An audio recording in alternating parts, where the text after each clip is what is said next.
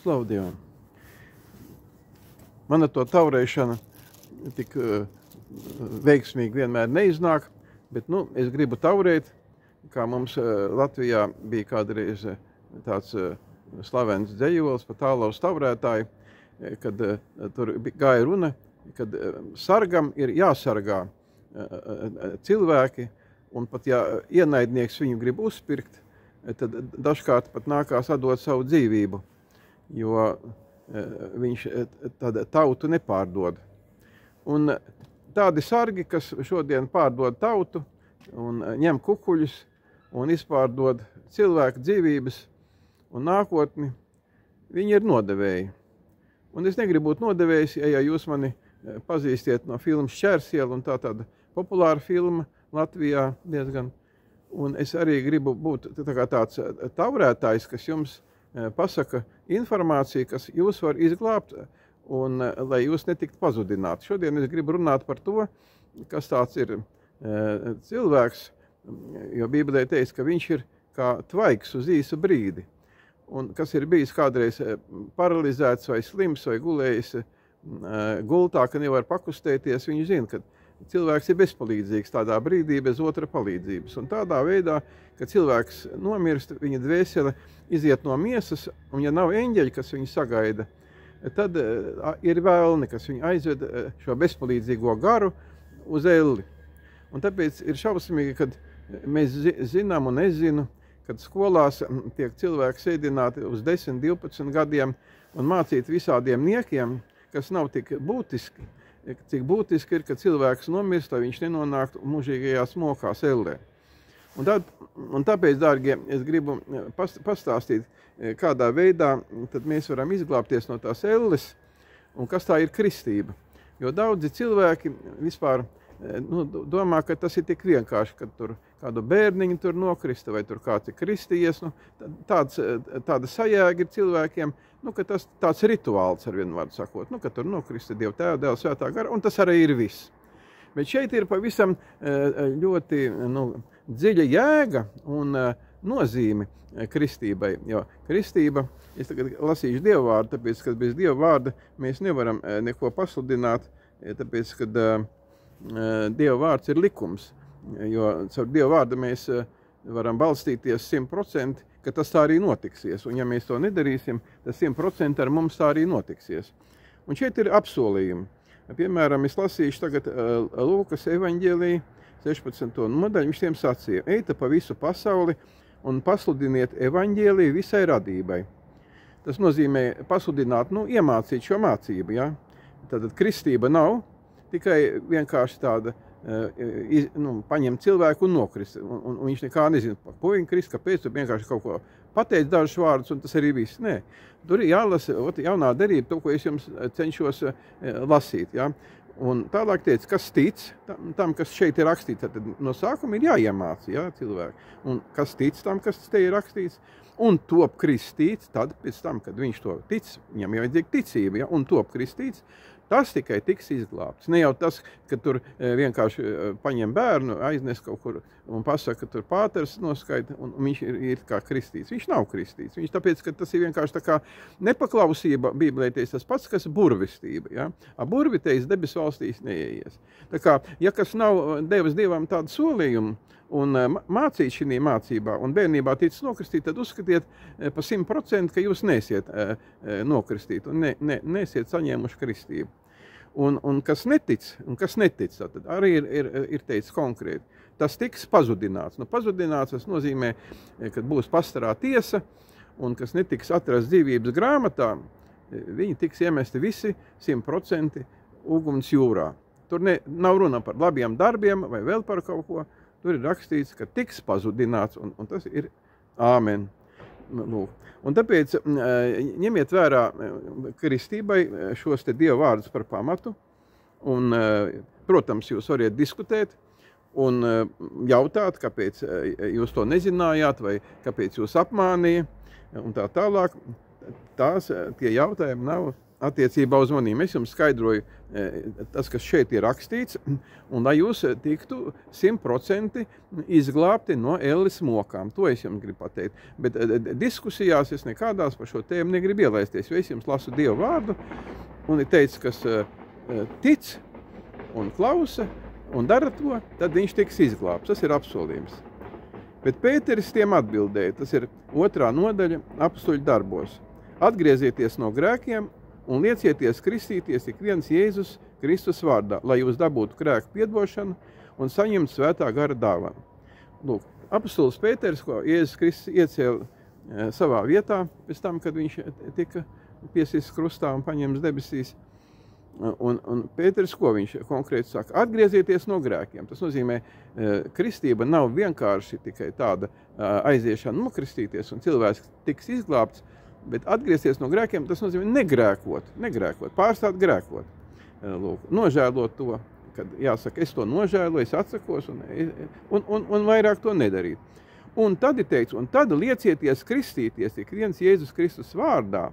Un tas ir moments, kad pēc tam jānokristās ir Jēzus Kristus vārdā. Klasiski ir teicis, kristīties Dievu Tēva, Dēla un Svētā gara vārdā. Tā kā mēs pieturēsimies pie klasiskā varianta, lai tur nebūtu domstarpības, un lai jūs dabūtu grēku piedošanu un saņemtu Svētā gara dāvanu.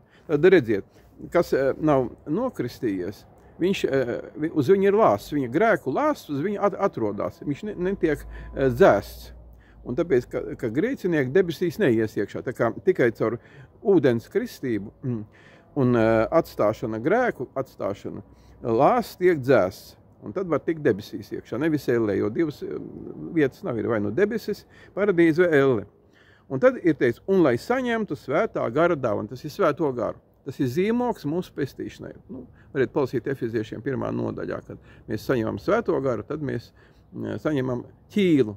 Ķīla par to, kad mēs ieiesim debesīs. Svētais gars ir ķīla, un arī viņš ir Dievs pats, kas mūs māca, tas ir aizstāvis. Lūk. Un tā kā kristīšana, kā mēs redzam, tā ir ļoti nopietna lieta, un tur ir vēl tā rakstīts Bībelē 1. korintiešiem.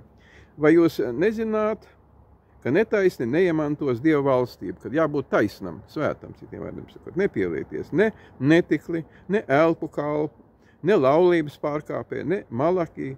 Tas ir burtiski mīkstie prieka zēni, homoseksuālisti vai kas, maukuļi. Ne vīriešu piegulētāji, te konkrētāk teica, homoseksuālisti, ne zagļi, ne mantrauši, kas tikai naudu un iedzīvoties naudā, ne dzērāji, ziniet, ka ir alkoholiķi, kādi narkomāni, zaimotāji, kas visādas rupības saka pret Dievu un pret cilvēkiem, lamājās, lādējās, ne laupītāji, kas nodarbojās, ir tāda kategorija cilvēka ar laupīšanām, neiemantos Dievu valstību. Un daži no jums bija tādi, bet jūs esat nomazgāti, jūs esat svēti kļuvuši, jūs esat taisnoti Kunga Jēzus Kristus vārdā un mūsu Dieva garā. Tas ir, kad saņem pēc visu tā svēto garu, jo teica, ka lūdziet Dievam svēto garu un viņš jums dos. Tad kad mēs lūgsim Dievam par svēto garu, bet no sākuma teica, nožēlojiet grēkus un liecieties kristīties mūsu Kunga Jēzus Kristus vārdā. Tā kā mēs varam droši paļauties uz Dievu, un vēl, ko Pēters arī māca, tas ir 3. nodaļa 1. vēstulē Pēterim, tas attēlo kristību, kura tagad arī jūs glāb. Tā nav miesas netīrības mazgāšana, bet ir labas sirdsapziņas izlūkšanās Dievā caur Jēzu Kristus augšām celšanos.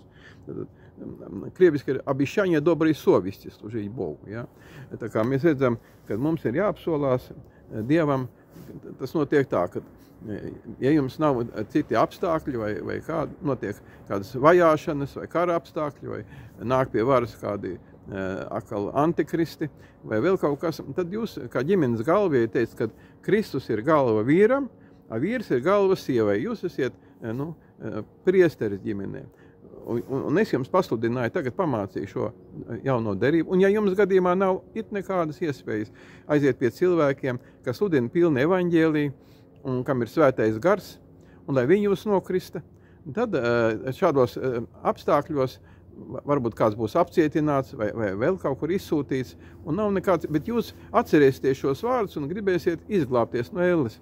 Tad ņemiet vērā, kā to dara, kad ieiet ūdenī, tradicionāli, tāpat kā Jordānē Jēzu Kristu un pārējos grēciniekus Jānis Kristītājs kristīja. Un kas tur notiek? Un tad prasa kristāmajam, vai tu tici, ka Jēzus Kristus ir kungs, kungu kungs? Viņš saka, jā, es ticu. Vai tu viņam apsolies kalpot ar tīru sirdsapziņu? Nu, atstāt grēkus? Viņš saka, jā, es apsolos. Nu, sakrā ar tavu liecību, es tev Kristu, Dievu Tēvu, Dēlu un Svētā gara vārdā. Un tagad aizver muti, ciet degunu, vienu aiztais vai kā, un viņu pagremdē pilnībā zem ūdeni. Tas simbolizē nomiršanu grēkam. Un tāda ir prasība, tāpēc, ka tas ir rakstīts Bībelē. Tas ir bībeliski. Nu, izņem kārtā, ja, piemēram, notiek vajāšanas vai, es saku, visādas lietas var būt, ka cilvēki pat ir kristījušies, celefānu maisā ielej ūdeni, un pēc tam viņi ir, kā saka, vannās pat kristījušies, mucās, viss kaut kur. Ja nav citas iespējas, ja nav ūdens, ja nav ezers vai upe vai vēl kaut kas tāds. Nu, un tādā veidā vēl ir teicis arī par to, kas vēl var cilvēku pazudināt, tas, ka viņš nepiedalās svētajā vakarēdienā. Un tas ir rakstīts Jāņa evaņģēlijā 6. nodaļā, bet Jēzus tiem sacīja, patiesi es jums saku, ja jūs neēdat cilvēka dēla miesu un nedzerat viņa asinis, jums dzīvības nav sevī. Kas bauda manu miesu un dzer manas asinis, tam ir mūžīgā dzīvība, un es to uzcelšu pastarā dienā. Tas ir apsolījums, tas ir Dieva likums. Tad tie, kas nepiedalās svētā vakarēdienā, un tas, kas ir kristījies, viņam ir tiesības to darīt, un tas tiks pazudināts, viņš neieies debesīs. Tad reķinieties visi, kas ir jūsu draugi, paziņas, kas nav šī lietā apmācīti un ir nekompetenti, to nav darījuši vai negrib darīt, viņi ir kandidāti uz mūžīgām mokām uz elli. Un visa tā jaunatne, kas tagad iet tajās skolās pa 12 gadus sēž un netiek apmācīti šīs elementārās lietās, viņi ir visi apmuļķoti. Un arī tie cilvēki ir apmuļķoti, kuri nelasa Bībeli un tic viltus mācītājiem, kur nemāca šo mācību, kas šeit tiek rakstīts. Jūs varat paši pārliecināties, izlasīt vēstuli Galatiešiem 1. nodaļu, kur apostols Pāvils brīdina, viņš saka, kad ja pat es atnākšu pie jums un sludināšu citu evaņģēliju, citu mācību, vai eņģelis atnāks no debesīm, tad anafeme, lai nolādēts. Tad mēs redzam, ka nevienam nav tiesības izmainīt svētos rakstus, un tāpat arī apostols Pēters, ko teica 2. vēstule Pēterim, varētu izlasīt 3. nodaļā, ir teikts tā. Viņš saka, apostols Pāvils pēc dotās Dieva gudrības, viņš saka, māca to, ko daudzi sagroza paši priekš savus bojājējas. Viņi ies uz elli, visi šie viltus mācītāji, kas tā nemāca, viņi ies uz elli, tāpēc, ka viņi ir apmuļķojuši cilvēks, pazudinājuši dvēseles. Nu, lūk, un rezultātā, ja tās dvēseles nonāk ellē, tad viņi arī tur patās mocīsies. Tad ir šausmīgi, tur esot šausmīgi brēkšņi, jo daudz, kas ir izgājuši no miesas, par to liecina, ka tur ir šausmu lietas notiek. Tā kā mums ir iespēja izglābties caur šo ticību, šo kristību, un esiet sveitīti, un es negribu arī tālāk ilgi runāt, varētu jau daudz ko runāt. Ja Dievs man dos citreiz turpināt šo tēmu, tad es turpināšu ar Dieva palīdzību, ar Svētā gara gudrības palīdzību, un nožēlojiet grēkus pirmām kārtām, atstājiet viņas, gavējiet, jo Pāvils pats teica, ka es, lai sludinot citiem, nepalikt pats ārpus izglābšanos, lai netiktu pazudināts, tad es savu miesu mērdēju, tad gavēju viņš, šāju savu ķēlē. Viņš mērdēja, viņš bija biežos gavieņos, viņš arī bija visādās vajāšanās, bet viņš bija biežos gavieņos. Gavēšana notiek kā? Ja mēs netiekam ar savu miesu galā, ja viņa ir pakļauts sātana kārdinājumiem, tur alkoholisms, narkomānija, homoseksuālisms, buršanās, vai lādēšanās, vai vēl visādas citas lietas, tad mēs, lai tiktu galā ar savu miesu pēc Bībeles, varam pateikt, Dievs dod man spēku gavēt, un tad Dievs dod spēku, ka jūs vakariņas paēdiet, un pēc 12 naktīm neko neēdiet vispār un neko nedzeriet. Jūs trenējaties, piemēram, patrenējaties līdz nākušās dienas pusdienām, pēc tam patrenējaties līdz vakariņām, tad patrenējaties 2 diennaktis, tad patrenējaties 3 diennaktis. Parasti maksimāli to dara 3 diennakts pēc kārtas. Neko neēd vispār un nedzer vispār. Neko. Nu, tas ir līdzīgs aprakstīts grāmata Esteres grāmata, kur visa tauta tā darīja. Un Dievs viņiem atbildēja. To parasti dara ekstremālos gadījumos. Paņem tādu vistautas gavieni. Nu, un iespējams, ka Latvijā tāds arī būtu vajadzīgs sakarā ar visu šito, kas te notiek, kad tādi kara draudi. Un nebūtu slikti, ka visa tauta, tāpat kā Ninivejā vai Esteres grāmatā, kur aprakstīs ir izsludinātu visu tautas gavienu un grēku nožēlošanu. Jo ir teicis, ka Jēzus Kristus teica, man visa vara ir dota uz zemes un debesīs. Un viņš to pasludināja, jo mūsu debesu tēvs ir nodevis pašreiz visu varu Jēzum Kristum. Un viņš ir visu kungu kungs. Un to, ko viņš pielaiž, tas tā arī notiekās. Un te ir muļķīgi, kad daudzi neļauj skolās mācīt kristīgo mācību, un cilvēki atklāt grēko, iet par Dievu, viņu kaitina, nu, un vecā derībā var palasīt, pie ko tas noved. Tāpēc, dārgie mani tautieši un tie, kas dzīvo Latvijā un saprot latviešu valodu, esiet svētīti un gudri un paglābiet savu dvēseli, savus bērnus, tuviniekus no elles un nokristieties, ja neesiet kristiešies, nokristiet pārējos, dariet maizes laušanu mājās, tas ir aprakstīts 1. vēstulē korintiešiem 11. nodaļā, kā to dara. Tā ir Dieva pavēle. Un tad jūs netiksiet pazudināts. Bet vislabāk, ja jūs sameklējiet kādu draudzi, kur ir cilvēki ar svēto garu, kas ir kristīti, un kas jūs pamācīs, un kas jums iedos šo maizes laušanu, un iedos un paskaidros. Un nepazaudējiet Bībeli vai atrodiet internetā, izdrukājiet un glabājiet, jo tā ir svēta grāmata, tur vajag visu laiku mācīties un lasīt, kas tur stāv rakstīts, īpaši jauno derību un tāpat tās arī veco derību. Nu, bet īpaši sākumā ir jāzina jaunā derība un jāpieliek lielas pūles, jo tas ir Dieva vārds, tie ir Dieva apsolījumi. Un es jūs sveitēju, ja gribiet iet šo ceļu un sakiet, Dievs palīdz man nokristīties, tev kalpot un saņemt svēto garu, jo bez svētā gara zīmoga arī rakstīts ir, kam nav svētā gara, tas viņam nepieder. Tas ir romiešiem 8. vēstulē, 8. nodaļā, 8. pants.